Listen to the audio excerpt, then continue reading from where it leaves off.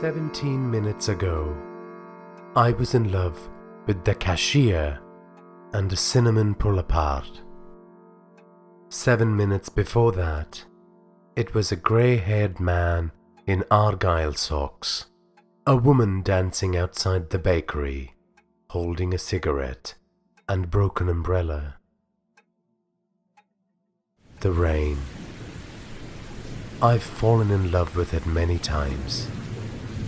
The fog, the frost, how it covers the clovers. And by clovers, I mean lovers. And now, I'm thinking how much I want to rush up to the stranger in the plaid wool hat and tell him how much I love his eyes. All those fireworks, every 17 minutes, exploding in my head. You the baker, you the novelist, you the reader, you the homeless man on the corner with strong hands. I've thought about you. But in this world, we've been taught to keep our emotions tight. A rubber band ball. We worry if one band loosens, the others will begin shooting off in so many directions.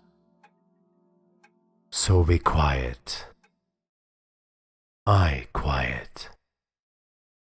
I eat my cinnamon bread in the bakery, watching the old man still sitting at his table, moving his napkin as he drinks his small cup of coffee. And I never say, I think you're beautiful. Except in my head. Except I decide I can't live this way and walk over to him and place my hand on his shoulder, lean in close and whisper, I love your argyle socks.